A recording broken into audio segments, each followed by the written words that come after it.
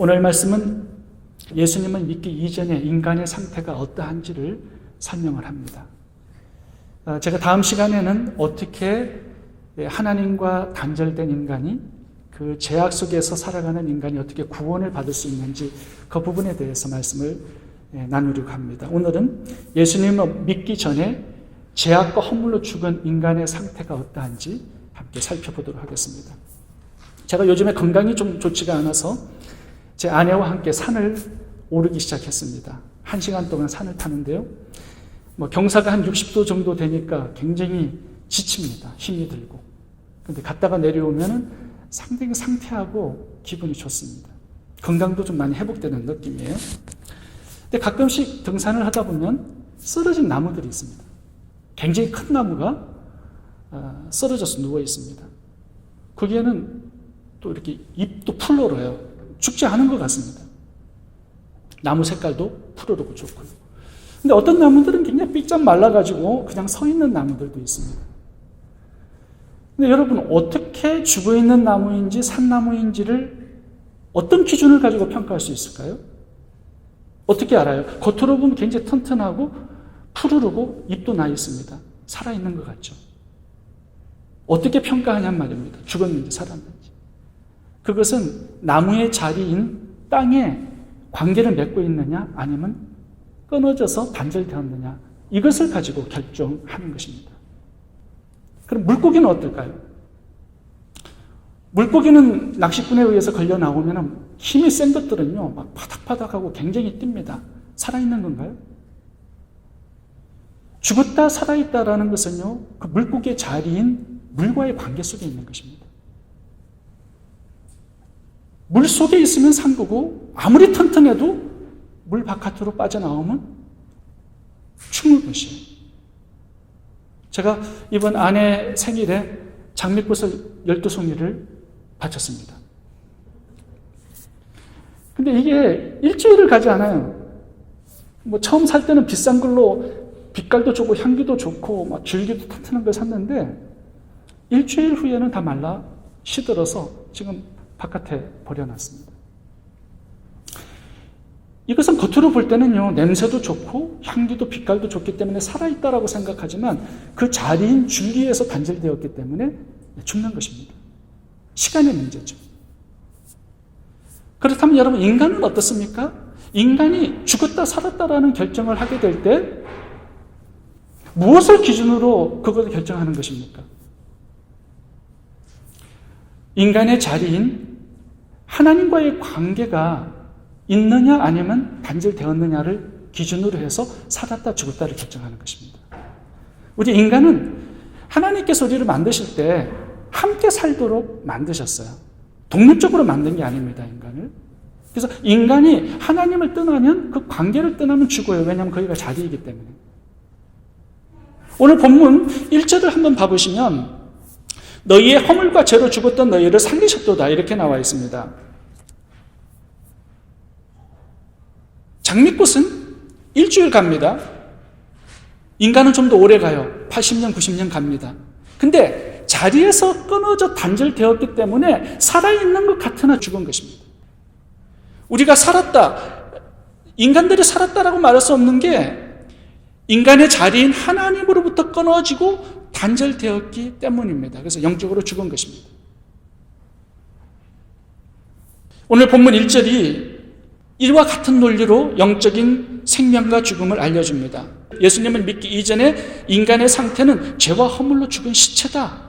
왜냐하면 하나님과 단절되었기 때문이다라고 말씀을 하는 것입니다. 여러분, 그러면 그 증거는 무엇일까요? 우리가 죽었다라는 증거. 오늘 본문에서는 3가지의 증거를 가지고 예수를 믿기 전에 인간의 모든 상태가 영적으로 죽었다라는 것을 설명하고 있습니다. 첫 번째는 세상의 지배를 받는 것, 두 번째는 마귀의 지배를 받는 것, 세 번째는 마음의 욕심의 지배를 받는 것으로 설명합니다.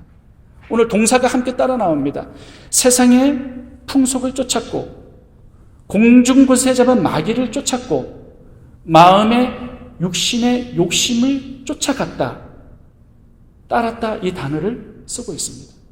그러니까 모든 인간들은 이 3가지의 지배를 받고 살아갑니다. 그게 죽은 자의 특징입니다. 오늘 그 세 가지를 살펴보겠습니다. 마지막 욕심은 우리가 친구 시간에 좀 살펴보도록 하겠습니다. 첫 번째, 죽은 인간은 세상의 풍속의 지배를 받습니다. 2절을 제가 보겠습니다. 그때 너희가 그 가운데서 행하여 이 세상 풍속을 쫓고. 풍속이라는 단어가 뭘까요? 가치관이라는 뜻입니다. 이 세상의 가치관에 지배를 받고 산다는 겁니다. 이 세상에서는, 성경에서는 세상을 정의할 때 하나님을 대적하는 영역으로 설명합니다.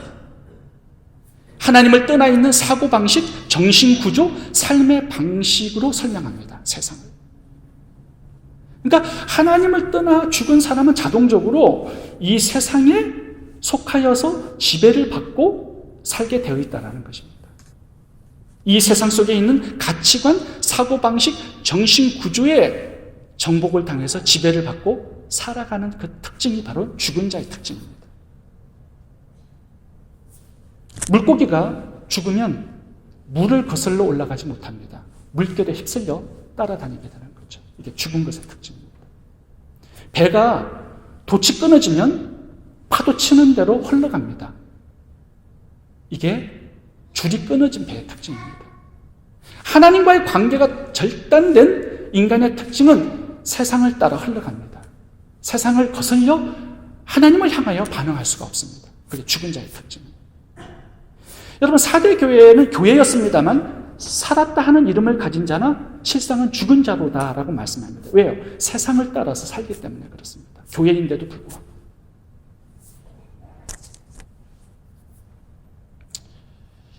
요한일서 2장 15절을 제가 읽겠습니다. 설교에 놓여 있습니다. 이 세상이나 세상에 있는 것들을 사랑치 말라. 누구든지 세상을 사랑하면 아버지의 사랑이 그 속에 있지 아니하니 이는 세상에 있는 모든 것이 육신의 정욕과 안목의 정욕과 이생의 자랑이니 다 아버지께로 쫓아온 것이 아니요 세상으로 쫓아온 것이라. 이 세상을 사랑하지 말라고 말씀합니다. 따라가지 말라고 경고합니다. 왜냐하면 하나님의 원수이기 때문에. 하나님을 인정하지도 않고 대적하고 조롱합니다. 영적인 가치보다 물질적인 가치를 중요하게 여깁니다. 나의 유익과 만족을 최우 우선순위에 두고 살아갑니다. 마귀가 임금으로 통치하는 곳입니다. 그 속에서 나오라고 얘기하는 거죠. 어느 수도사가 있었습니다. 수도원에서 늘 하는 게 예배, 찬송, 말씀 묵상, 기도 이런 것이었기 때문에 너무 재미가 없는 겁니다. 지긋지긋하고. 그래서 한날은 재미있는 세상으로 가서 세상을 한번 즐겨보기로 결단을 하고 수도원을 떠났습니다. 술집, 디스코장, 영화관, 연극장, 오페라장, 도박장 여러 곳을 둘러다니면서 세상을 누렸습니다. 근데 이분이 광고를 하나 보는데 그곳은 연극을 하는 곳인데요. 모든 연극 배우가 옷을 벗고 나체로 연극을 하는 곳이었습니다. 요즘에도 한국 가보면 나체로 연극하는 것들이 꽤 많이 나옵니다. 그걸 예술 작품으로 둔갑해서 나오는 거예요. 이 수도사가 그곳을 들어갔습니다. 세상 처음 보는 광경이 벌어집니다. 바로 관객석에서 눈앞에서 모든 연극 배우들이 나체로 연극을 하는 겁니다. 근데 수도사기 때문에 양심에 좀 가책이 있었죠. 그래서 마귀야 물러가라, 마귀야 물러가라 하면서 이걸 끝까지 다 본 것입니다. 그런데 마귀가 옆에 있다가 그 얘기를 들었습니다. 그리고 수도사에게 이렇게 얘기를 했습니다. 여보시오, 여기는 내 구역이요. 내 구역에 들어와서 나보고 나가라고 하면 어떻게 하겠습니까? 당신이 나가야지. 이 수도사가 세상의 쾌락을 맛보고 다니면서 다시는 수도원으로 돌아가지 못했다라는 이야기입니다. 이 이야기는 우리들에게 주는 교훈이 하나 있습니다. 성도들이 구원받은 후에도 세상의 가치와 재미와 쾌락에 기웃거리는 이런 삶을 살아갈 때 그것은 죽은 성도라는 경고를 하고 있는 이야기입니다. 제가 가끔씩 산호세 내려가서 식사를 함께하는 형제님이 한 분 있습니다. 어느 날 카톡이 왔습니다. 안심 등심 스테이크를 구우니까 와서 저녁 식사를 같이 하죠. 그래서 제가 산호세를 내려가게 되었습니다.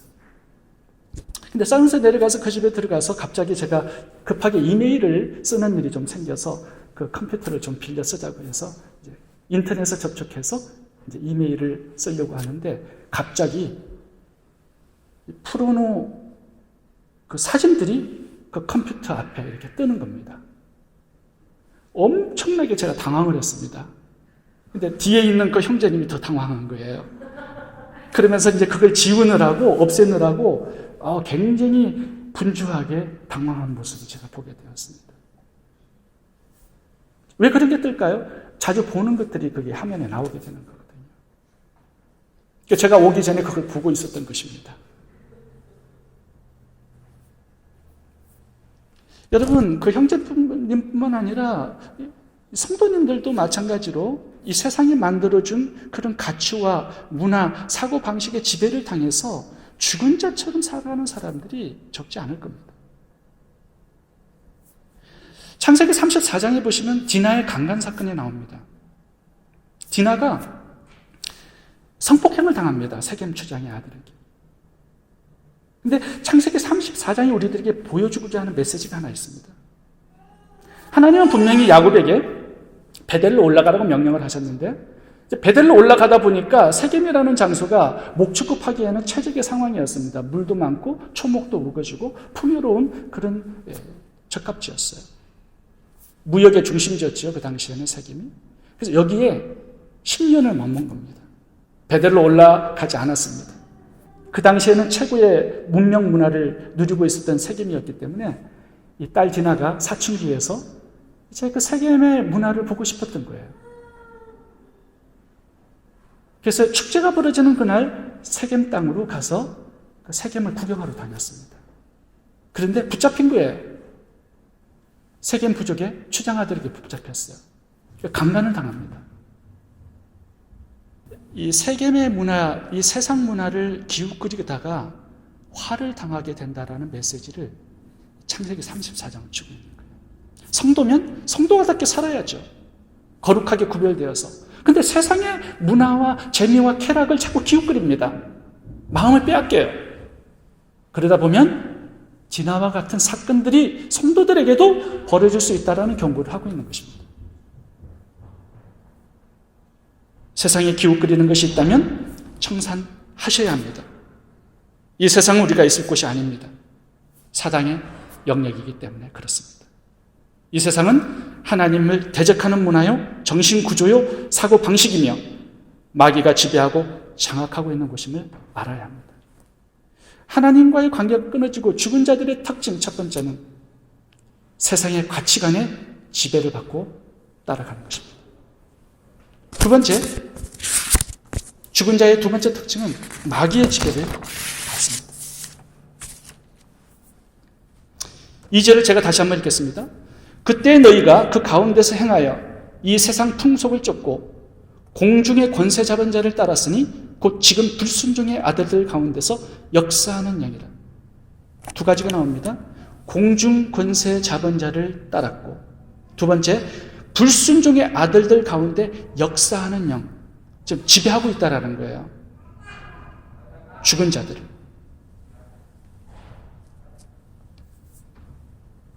하나님과의 이 관계가 끊어지고 단절된 자들은요, 자동적으로 세상의 지배를 받고 세상의 임금인 마귀의 지배를 받고 살게 되어 있다 뜻입니다. 겉으로는 잘 사는 것 같고 행복한 것 같고 화려하게 사는 것 같습니다. 박사학위도 받고 사업도 잘하고 직장에 샐러리도 높은 것 같은데 사실은 영적으로 깊이 들어가 보면 마귀의 지배 아래 살고 있는 것입니다. 창세기 3장을 보시면 아담과 하와가 선악과를 따먹고 범죄한 이후에 벌어진 이야기들이 나옵니다. 하나님의 심판이 나오죠. 근데 뱀에게 내린 심판이 뭐냐 하면 뱀아 너는 종신토록 흙을 먹고 살으라는 명령을 내리십니다. 근데 뱀은 흙을 먹지 않아요. 흙을 먹고 존재할 수 있는 생명체가 어디 있겠습니까? 뭘 먹으라는 것입니까? 마귀에게. 아담과 하와가 흙으로 만들어졌거든요.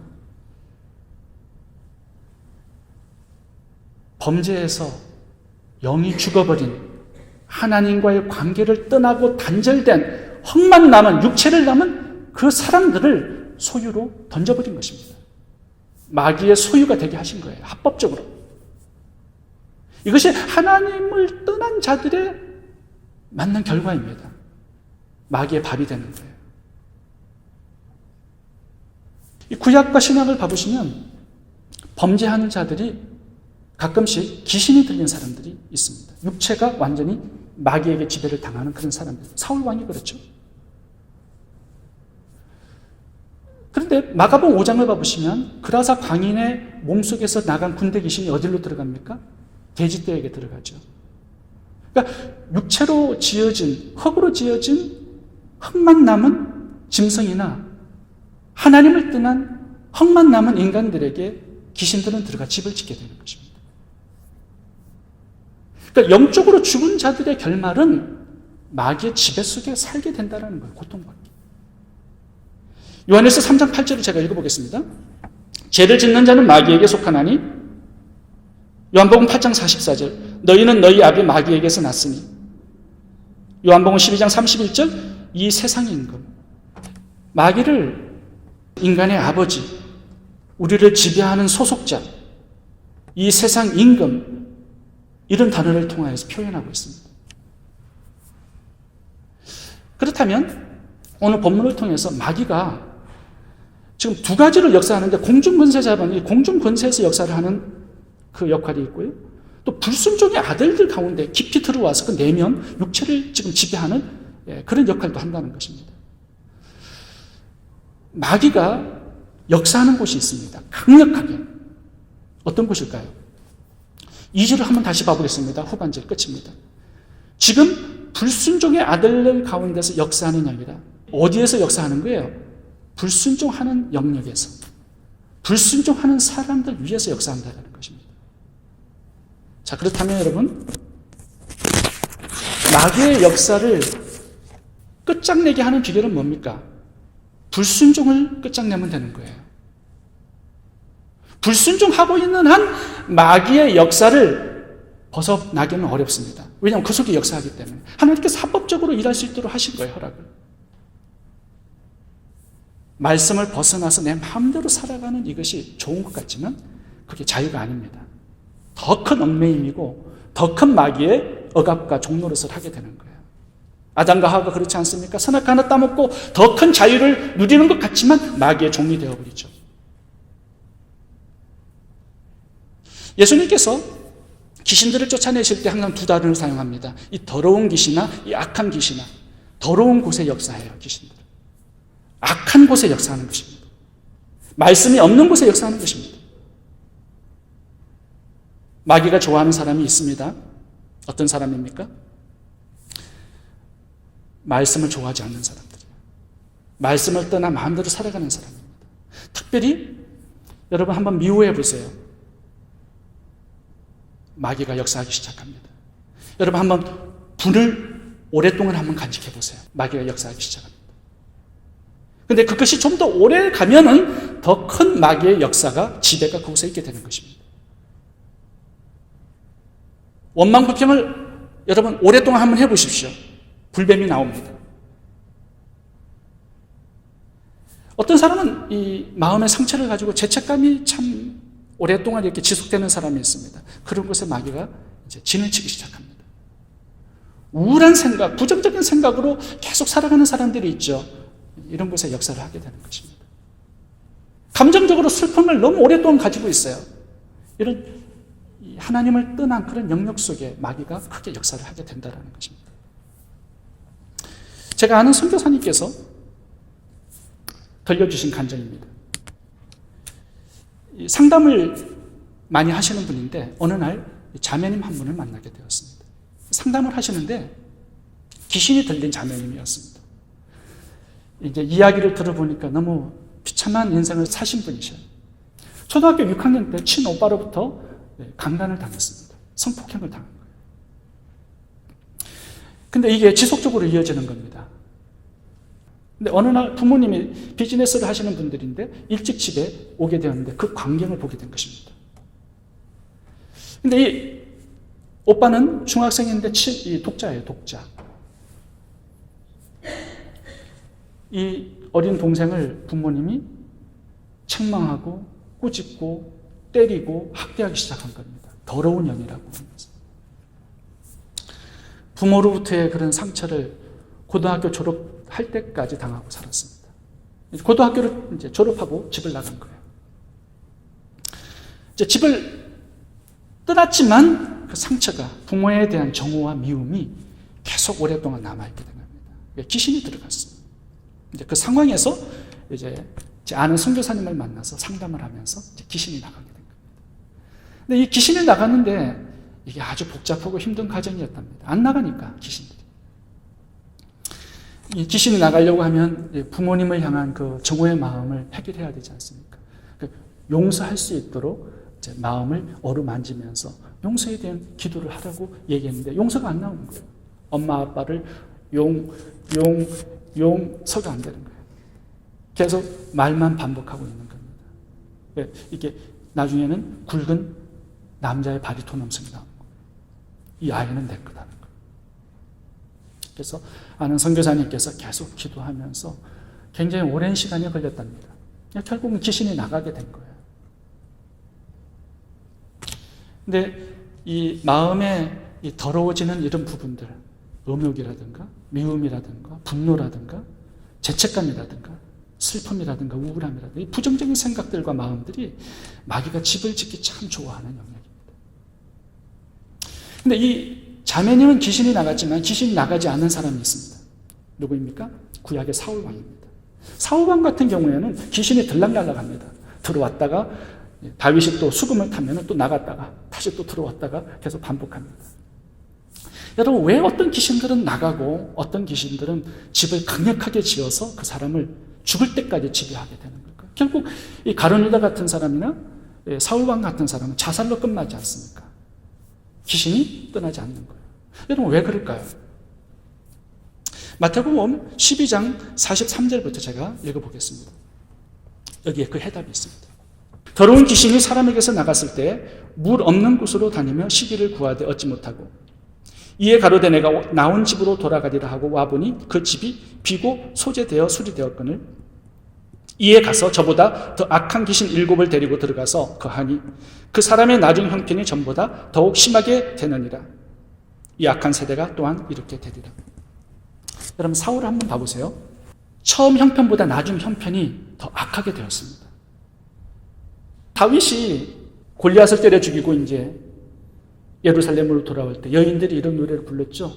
다윗은 만만이요, 사울은 천천히라. 거기에서 상처를 받은 거예요. 그러면서 이 다윗이 다음에 얻을 것이 이 나라밖에 더 있겠느냐? 죽이기로 결정하고 미워하는 거예요, 계속. 근데 다윗이 잘 피해서 도망다니죠. 더 화가 나는 거예요. 막 창도 집어던지고 안 죽어요. 더욱더 미워지는 거예요. 근데 이 미워짐이 10년이 넘게 간 겁니다. 그동안 귀신은 계속 그 집에 살림을 꾸린 거죠. 가끔씩 나가요. 제정신이 돌아와가지고 다시 들어와요. 여러분, 중요한 이야기는 뭐냐면 귀신이 나간 게 중요한 게 아닙니다. 예수 믿고 우리들의 심령이, 마음이 깨끗해진 거, 이게 중요한 게 아니에요. 그 다음이 중요한 거예요. 무엇으로 채워 넣을 것인가. 1절을 봐보시면 허물과 죄로 죽었던 너희를 살리셨다고 말씀합니다. 예수를 믿는데 지속적으로 또 허물과 죄를 범해요. 계속 더럽게 살아요. 세상의 풍속을 쫓고 살아요. 그렇게 되면 처음 형편보다 낮은 형편이 더 어려워진다는 말씀을 하는 것입니다. 무엇을 채워야 되겠습니까? 예수를 믿은 다음에 하나님의 진리로 채워야 되고 하나님의 은혜로 채워야 되고 사명으로 채워야 되고 우리가 채워야 될 게 너무 많은 거예요. 근데 이 귀신들이 좋아하지 않는 곳이 하나 있다고 말씀합니다. 오늘 본문에서는 말씀을 좋아하지 않는다고 말씀하죠. 물이 있는 곳을 좋아하지 않는데요. 여러분, 물이 뭘까요? 이 마태복음 12장 같은 경우에는 물이 없는 곳으로 돌아다니다가 찾지 못하고 다시 옛날 집으로 돌아온 겁니다. 성경에서 물은 생명의 근원입니다. 시냇가에 심은 나무는 풍성한 열매를 맺습니다. 왜 그렇습니까? 생명의 근원과 연결이 되었기 때문에 그렇죠. 시냇가의 나무처럼 우리의 영혼이 필요로 하는 것은 생명의 근원 대신 하나님과 연결되는 겁니다. 하나님의 말씀이 생명수입니다. 흘러가는 곳마다 열매를 맺습니다. 생명수가 흐르는 이 말씀의 영역이 마귀가 싫어하는 곳이에요. 요한복음 7장 37절 예수께서 서서 외쳐가라사대 누구든지 목마르거든 내게로 와서 마셔라.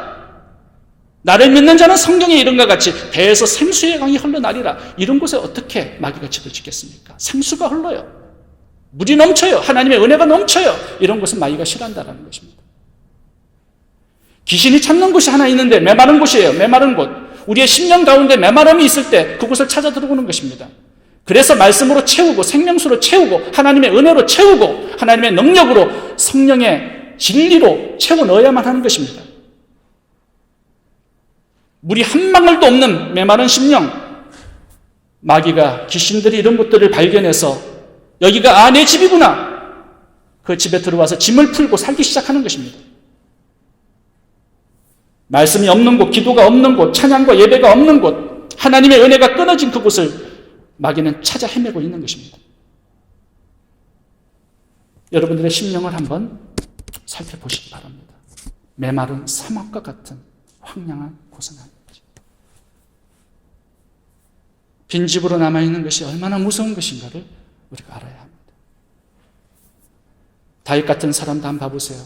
평생 의인으로 살았지만 심령이 하나님의 은혜가 끊어지고 메말랐을 때 밧세바 간음하고 우리아를 죽이는 간음자 살인자가 되지 않습니까? 간음자가 하루아침에 예수님을 팔아먹은 줄 아십니까? 처음에는 예수님을 헌신적으로 따라다니면서 충성했습니다. 근데 점점 돈 욕심이 그의 마음을 채우고 마음이 메말라져 가는 겁니다. 주님의 은혜가 흘러 들어갈 수 없어요. 욕심 때문에. 사단이 예수를 팔 생각을 넣지 않습니까? 마음을 지배하는 것. 이런 상태가 우리들에게 오지 않도록 지금부터 열심을 내고 주님을 더 깊이 교제하고 사귀는 이런 노력이 필요한 것입니다. 여러분, 주님과의 깊은 관계 속으로 깊이 들어갈 수 있기를 바랍니다. 진리의 말씀이 살아 역사할 수 있도록 우리의 마음에 하나님의 말씀을 묵상할 수 있기를 바랍니다. 하나님의 은혜가 늘 채워질 수 있도록 기도할 수 있기를 바랍니다. 성령께서 내 영혼의 집을 생수로 가득 채워달라고 기도할 수 있기를 바랍니다. 이런 하나님 사모하는 마음, 갈망하는 마음, 그곳에 주님은 생수를 부어주시고 우리의 생수가 흘러넘쳐서 많은 사람들도 그 생수를 맛보고 주님을 믿고 함께 영생을 얻는 축복의 통로가 되지 않겠습니까? 생수의 강이 흘러내리듯 하나님의 영이 내 심령의 집안에 살아계실 때 귀신의 세력은 감히 나의 영혼의 집을 넘볼 수 없을 것입니다. 기도하겠습니다.